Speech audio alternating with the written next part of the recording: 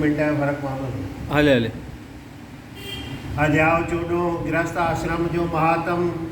महर्षि नारद चवण लॻो त ब्रह्मा महर्षि व्यासदेव ऐं वशिष्ठ मुनि गृहस्थ आश्रम के सभिनी आश्रम में श्रेष्ठ करे छो लिखियो आहे, कृपा करे इहा ॻाल्हि विस्तार सां सम्झायो। ब्रह्मा चवण लॻो त हे नारद, मां गृहस्थ आश्रम जो महात्म तोखे ॿुधायां थो, तूं कन ॾेई ॿुध। जीअं सभिनी नदियुनि में गंगा नदी श्रेष्ठ आहे, तीअं सभिनी आश्रमनि में गृहस्थम आहे। जीअं हर कंहिं जीव खे माता पिता जो आसरो वठिणो पवंदो आहे, तीअं सभिनी आश्रमनि खे गृहस्थ आश्रम जो आसरो आहे। जीअं पेट खाधे खे हजम करे सॼे शरीर जी पालना करे थो, तीअं गृहस्थ कमाई करे सभिनी आश्रमनि खे पाले थो। भिक्षक भी गृहस्थ आश्रम जे सहारे पलजनि था। संसार में भिक्षक 6 प्रकारनि जा आहिनि। हिकु ब्रह्मचारी, 2 सन्यासी, 3 विद्यार्थी, 4 गुरु भगत, 5 राहगीर धाड़ेल, 6 संत सेवी। जेके संतनि जी सेवा कंदो आहे उन्हीअ खे अखुट फल मिलंदो आहे।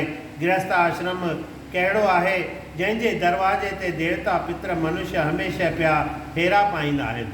गृहस्थ आश्रम सभिनी आश्रमनि में कीअं उत्तम आहे, उहा कथा मां तोखे ॿुधायां थो, कन ॾेई ॿुध। राजा ऐं हिकिड़े ब्राह्मण जो संवाद। राजा उत्तानपाद खे उत्तम नाले हिकिड़ो महाप्रतापी पुत्र हो। राजा उत्तम जे स्त्रीअ जो नालो बहुला हो। ॿिन्ही जो पाण में तमामु घणो प्यार हूंदो हो। हिकु दफ़े राजा सां गॾु राणी बि दरबार में वेठी हुई। वेश्या जो नाच थी रहियो हो। उन जे साम्हूं राजा राणीअ खे शराब जो प्यालो पीअण लाइ ॾिनो, पर राणी पीअण जी इच्छा न ॾेखारे मुंहुं खणी फेरियो, जंहिं करे राजा खे ॾाढी कावड़ लॻी ऐं चौबदारनि खे सॾे चयईं त हिन हचारीअ खे निरंजन वन में वञी छॾे अचो। चौबदारनि हुकुम ॿुधंदे ई राणीअ खे रिथ ते चाढ़े निरंजन वन में वञी छॾे ॾिनो। राजा उत्तम छा करे, हुकुम ॾेई वेठो हो। राति ॾींहुं स्त्रीअ जे चिंता में गुज़ारींदो हो। इन्हीअ करे ॿियो विहांउ बि न कयईं। धर्म मर्यादा अनुसार प्रजा जी पालना कंदो रहियो। हिकु दफ़े हिकु महा दुखी अतीत ब्राह्मण राजा खे अची चवणु लॻो त हे राजन, मुंहिंजे स्त्रीअ खे को खणी वियो आहे, कृपा करे उहो ॻोल्हाए ॾियो। मां जीअं जो राति जो सुम्हियो पियो हुउसि, तीअं मुंहिंजी स्त्रीअ खे को खणी वियो आहे। हे राजन, तूं राज जो मालिक आहीं, प्रजा खां 100 हिसो वठे थो, सो प्रजा जी रक्षा करणु तुंहिंजो फर्ज़ु आहे। राजा चयुसि त हे ब्राह्मण, मां त तुंहिंजी स्त्री कॾहिं बि कान ॾिठी आहे, न का मूंखे हुनजे सुभाउ जी ख़बर आहे। मूंखे कहिड़ी ख़बर त केरु खणी वियो आहे। मूंखे हुनजे सुभाउ जो कुझु हाल ॿुधाए त मां कोशिशि करियां। ब्राह्मण चयुसि त हे राजन, हूअ शिकिल जी कारी, ॾंदनि जी वॾी, बदशिकिल, तमामु ढिघी, मुंहुं कोमायल आहे, वार अछा ऐं चप कटियल अथसि, छाती बि ॿाहिरि निकितल अथसि। अहिड़नि अवगुणनि हूंदे बि हूअ मूंखे ॾाढी प्यारी आहे, तॾहिं बि मां हुनजी गिला कान कंदो आहियां। राजा चयुसि त हे ब्राह्मण, अहिड़ी दुष्ट स्त्री तूं काॾे कंदे? चवे त मां तोखे ॿी मां सुंदर स्त्री वठी ॾियां। ब्राह्मण चयुसि त हे राजन, तुंहिंजी इहा ॻाल्हि वेदनि जे विरुद्ध आहे। हिकु पुरुष जो फर्ज़ु आहे त पंहिंजे स्त्रीअ जी रक्षा करे, छो त इन्हीअ मां ई आत्मा रूप पवित्र पुत्र पैदा थियनि थो। स्त्रीअ जी रक्षा करणु ॼण त आत्मा जी रक्षा करणु आहे। जेकॾहिं स्त्री रूपी रतन जी रक्षा न कबी त वरन शंकर संतान पैदा थींदी, जंहिं करे सभई पित्र नरक में वञी पवंदा। स्त्रीअ बिना धर्म जी हानि थींदी आहे। हे राजन, ऋतु काल में जेको ॼाणी वाणी स्त्रीअ सां भोग नथो करे, उन जा पित्र 1 महीनो उन्हीअ स्त्रीअ जे लहूअ में लुणंदा था रहनि। पर स्त्रीअ सां वेश्या सां जेको संतान पैदा थिए थो, उन्हीअ मां कॾहिं बि हिन जीव जो कल्याण नथो थिए। हाणे हे राजा उत्तम, मुंहिंजी बि स्त्री चोराइजी वई आहे, कृपा करे उन्हीअ जो पतो कढी ॾे। ब्राह्मण जा इहे अजीब टोटका ॿुधी राजा उन्हीअ ई वक़्तु रथ ते चढ़ी ऐं वन में वञी ऋषियुनि जा आश्रम जाचण लॻो। अचानक उनजी नज़र हिकिड़े महा तेजवान ऋषिअ ते पई, जो ड्रबनि जे आसण ते वेही जोग पचाए रहियो हो। राजा के पंहिंजे कुटिया में आयल ॾिसी उहो ऋषि चवणु लॻुसि त हे राजन, मां तोखे चङी तरह सुञाणा थो, तूं राजा उत्तानपाद जो पुटु उत्तम आहीं। राजा चयुसि त हे ऋषीश्वर, तव्हांजी ॻाल्हि बराबरि आहे। मुंहिंजो हिते इन लाइ अचणु थियो आहे जो हिन वेचारे ग़रीब ब्राह्मण जी स्त्री चोराइजी वई आहे, इन जी ॻोल्हा करणी आहे। हाणे हे मुनीश्वर, तव्हां कृपा करे ॿुधायो त जो तव्हां जे कुटिया में आयुसि पर तव्हां अर्घु न ॾिनो, उन जो कारण कहिड़ो आहे? ऋषीश्वर चयुसि त हे राजन, इन में को बि शक कोन्हे त तूं वॾे कुल में पैदा थियो आहीं, पर मुंहिंजे ख़्याल मूजिबि अर्घु ॾियण जे लाइक़ु न आहीं, छो जो तूं पंहिंजी पतिव्रता स्त्री हिन निरंजन वन में अकेले छॾे ॾिनी आहे। इन करे तूं धर्म खां पतित थियल आहीं। स्त्रीअ जो धर्म आहे त कहिड़ो बि लूलो लंगड़ो अंधो मंडो कोझो काणो पति छो न हुजे, हुनखे परमेश्वर ॼाणी हुनजी पूॼा करे। पुरुष जो फर्ज़ु आहे त स्त्रीअ जो हर तरह आदर सत्कार करे। जंहिं घर में स्त्रियुनि जी बेइज़ती थिए थी, उन घर खे देवताउनि शराब ॾियनि था, रिद्ध सिद्ध नवनिध उतां भॼी पासो करे थी। हमेशह गहपी ऐं किलबिल लॻी पए थी। जंहिं घर में स्त्रीअ जी इज़त आहे, पति ऐं पत्नीअ जो पाण में पूरन प्रेम आहे, थोरो धन हुअण करे संतोष घणो आहे, पुट आज्ञा में हलनि था, उन लाइ ही लोक ई वैकुंठ पुरीअ समान आहे। दोरो नारी निंदा मत कर, नारी नर की खान, नारी से नर उपजे ध्रुव पहलाद समान। भजन राग भैरवी। नारी निंदे न कोई नर जो आशान नारी, पैदा करे थी पुटड़ा अर्जन समान नारी।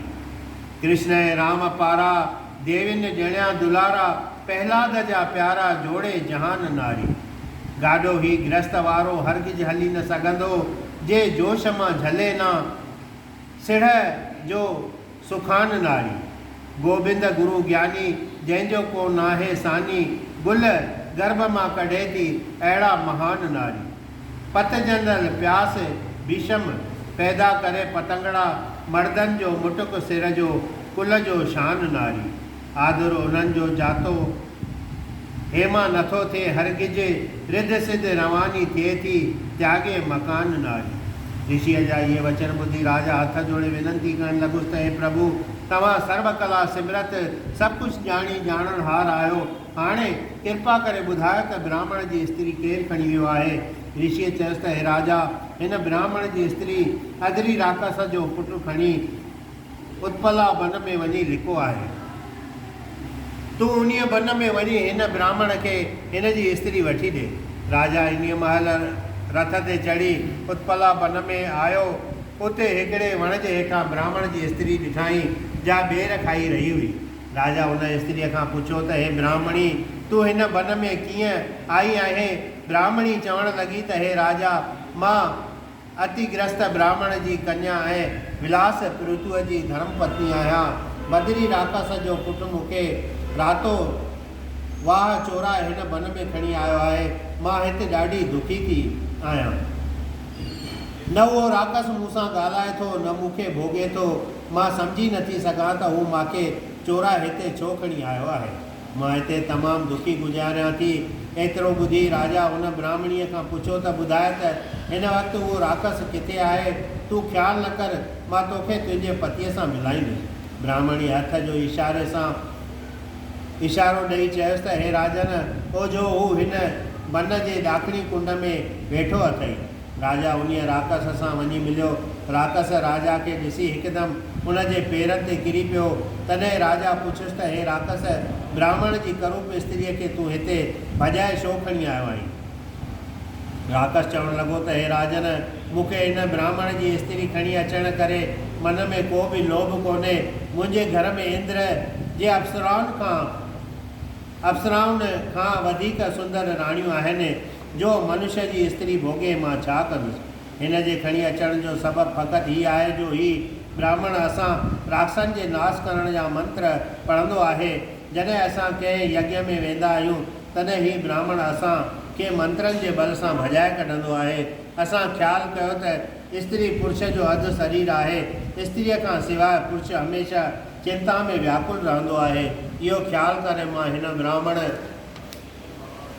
जी स्त्री चोराई आहे।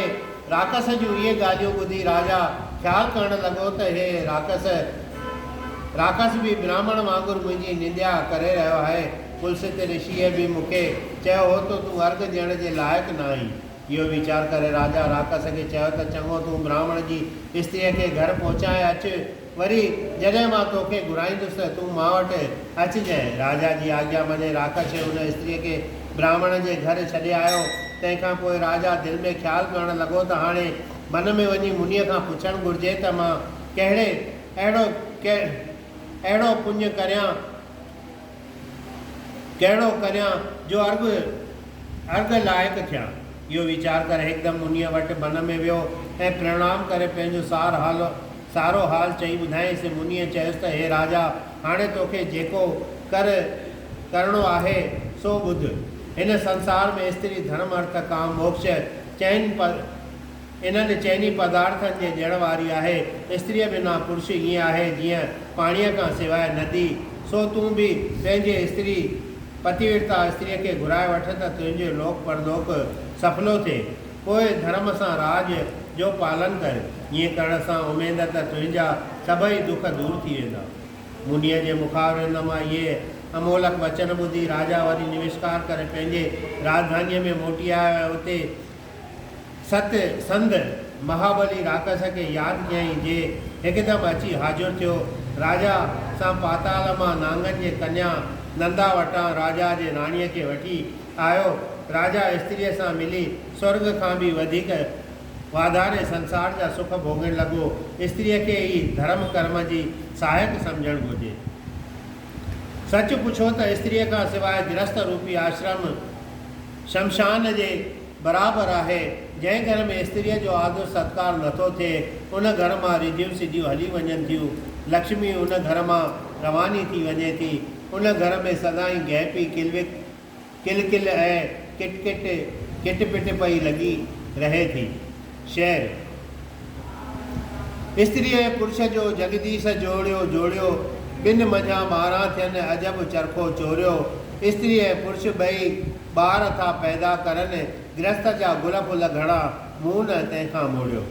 राम कृष्ण ऐं ॿिया संत सभु सगरा हुआ। धर्म ऐं धीरज धरियो सांभ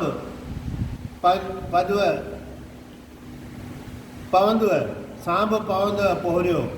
स्त्री साई सती ऐं पुरुष जो जग में जती। रेब न जंहिंमें रती हेमा सिमरनी सोरियो। ब्रह्मा चवणु लॻो त हे नारद, गृहस्थ आश्रम जो महात्म मां तोखे विस्तार सां चई ॿुधायो। हाणे ॿियो बि तोखे जेको पुछणो हुजे सो पुछ। पदम पुराण मां कारकत महात्म, गृहस्थ आश्रम जे महात्म ऐं राजा उत्तम ऐं राणी बहला बाबति 14 अध्याय संपूर्ण थियो। बोल श्री कृष्ण भगवान।